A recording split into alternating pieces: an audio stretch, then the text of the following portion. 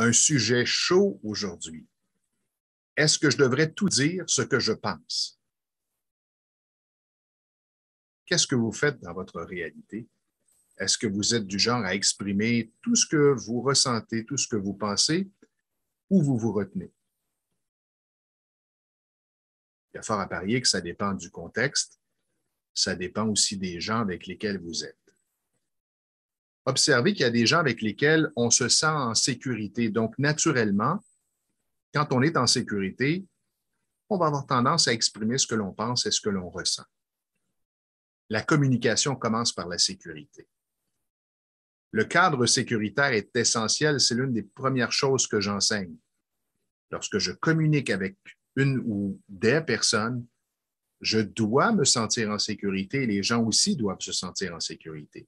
Et par sécurité, j'entends que je ne me sente pas jugé, que je me sente accueilli et écouté.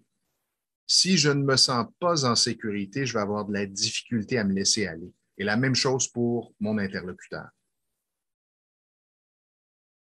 Ensuite, évidemment, ça dépend peut-être du contexte ou des gens ou, je dirais, du niveau hiérarchique. Un enfant n'aura peut-être pas toujours tendance à dire ce qu'il pense à son professeur ou à ses parents. Peut-être que vous vous retenez de dire ce que vous pensez à votre client ou à votre patron. Mais comment vous vous sentez? Qu'est-ce qui se cache derrière ça? Souvent, une peur. La peur du regard de l'autre, la peur du jugement, la peur du rejet, la peur des conséquences. Mais à bien y penser, si vous ressentez une peur, si vous sentez qu'il y a une émotion qui vous empêche de dire ce que vous pensez, qu'est-ce que ça aura comme conséquence à moyen ou long terme? Bon, à court terme, ça va, c'est l'évitement. Mais à moyen et long terme, ça risque de créer de l'anxiété et ça risque aussi de nuire peut-être à votre relation avec l'autre. Alors nous, ce qu'on prône, ce qu'on enseigne, c'est de dire ce qui se passe, ce que vous pensez, ce que vous ressentez, mais seulement lorsque vous êtes prêt et aussi de choisir les mots et la façon de le dire, d'avoir un espace-temps. Si vous êtes obligé de le dire rapidement parce que vous êtes pressé ou que l'autre est pressé, pas une bonne idée. Ça prend vraiment un cadre sécuritaire, je le mentionnais, mais aussi un temps, un espace-temps qui est assez grand. Donc, si lorsque mon patron me propose, je ne sais pas, un nouvel élément, une nouvelle tâche tiens, à mon travail et que je ne suis pas d'accord, sur le coup, oh, ça m'irrite vraiment. Je suis débordé par l'émotion, je suis envahi par cette émotion, donc ce n'est pas un bon moment pour communiquer l'information. Je vais prendre un recul par rapport à tout ça, laisser tout ça se déposer, l'émotion va descendre et peut-être le lendemain ou 2 jours après, je vais demander à mon patron si je peux le rencontrer et je vais lui dire ce que je pense. Ce que vous avez en tête, ce que vous pensez, ce que vous ressentez vous appartient à 100%, ça n'appartient pas à l'autre. Lorsqu'un client me dit après une séance de coaching, tu m'as donné confiance en moi ou tu m'as redonné confiance en moi, je fais toujours cette même blague. Ah oui, comment j'ai fait? Je ne pensais pas que j'avais des talents de magicien. Je n'ai pas ce pouvoir. Je n'ai aucun pouvoir sur vous. C'est vous qui décidez. C'est vous qui faites le travail. Donc, vous êtes responsable de ce que vous pensez, de ce que vous dites et de ce que vous ressentez, de vos actions aussi, évidemment. Alors, si je parle au je suis en désaccord, je me remets dans le contexte du patron qui ajoute une nouvelle tâche à mes responsabilités. Le lendemain, je lui demande s'il a du temps pour moi. J'ai besoin de lui parler peut-être entre 20 et 30 minutes. Il m'accorde ce temps.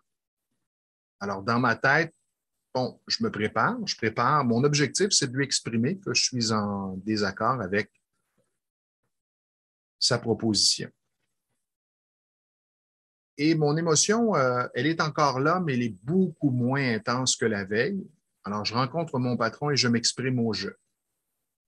Je peux d'abord lui faire part de mes observations. Alors, merci pour la rencontre d'hier et merci pour la demande que vous m'avez faite.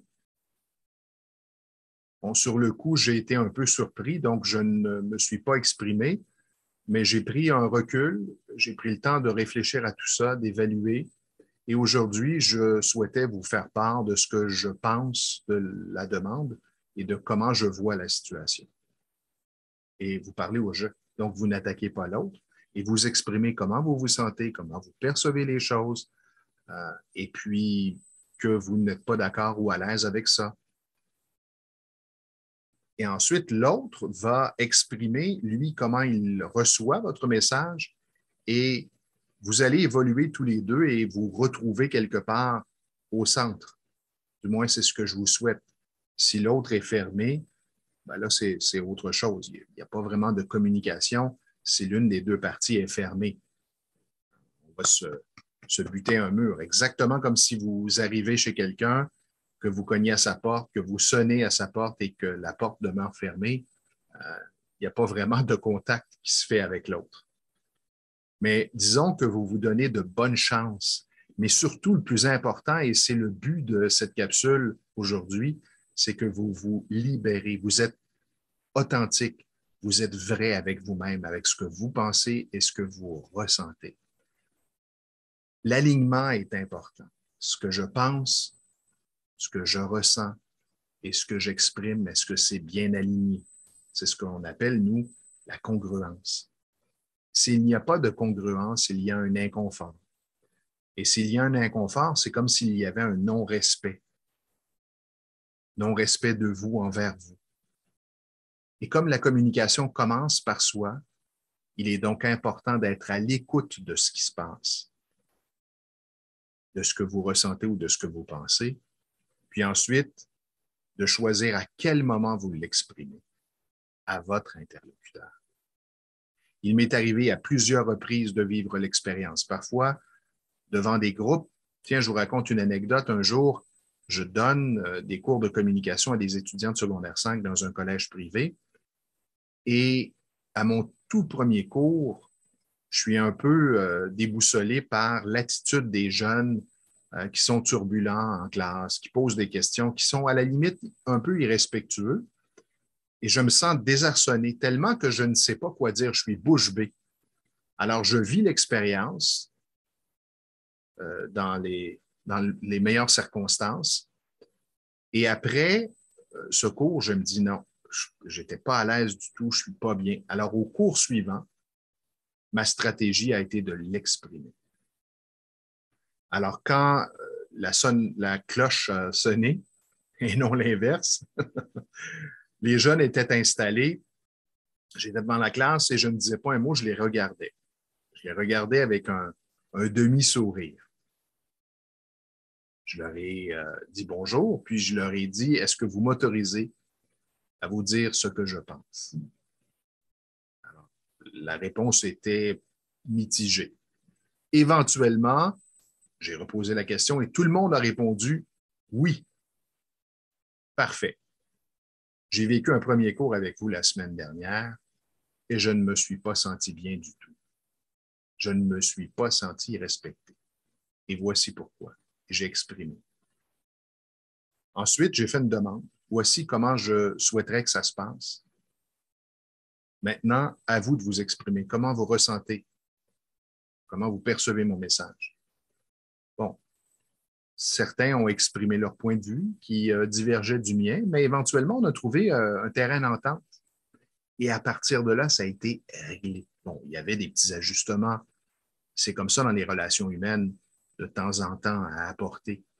Mais de façon générale et globale, ça s'est bien passé. À partir de ce que vous venez d'entendre, quelle position adoptez-vous? Est-ce que vous choisissez d'exprimer ce que vous pensez, ce que vous ressentez, ou vous continuez de marcher sur cette route qui n'est pas tout à fait claire et sur laquelle vous avez le goût parfois de de cacher, de garder à l'intérieur de vous ce que vous pensez, ce que vous ressentez. Et ça vous appartient.